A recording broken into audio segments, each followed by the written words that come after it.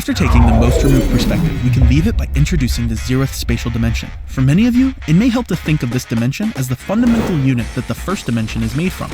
But for others, it may be easiest to understand the zeroth dimension as what it is in theory. We call this theory because the zeroth dimension is not something that has been observed, and therefore its properties must be inferred. The issue that infinity is not measurable is closely related to the problem with zero. You would have to measure infinitely precisely to show that you really have something of zero size. So you can only ever show it's smaller than whatever your measurement precision allows. Infinity and zero are everywhere in physics. But maybe using infinity and zero in physics brings in mistakes, because these assumptions are not only not scientifically justified, they are not scientifically justifiable. And this may play a role in our understanding of the cosmos or quantum mechanics.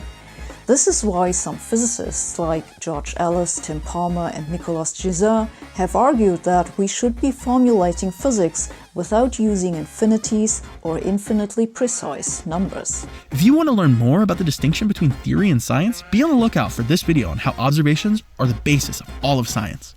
Regardless, in theory, the zeroth dimension has no properties by definition.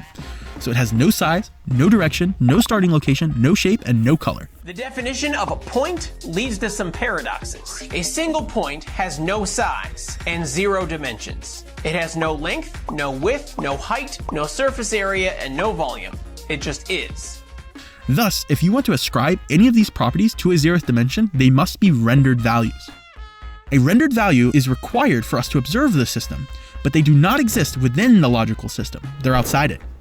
For some of you, this may be the first time you've heard of rendered values, so take a look at this graph. The thickness of the line drawn is a rendered value. Due to the line being one-dimensional, if you don't have the rendered value, you wouldn't be able to see the line. It would be infinitely thin.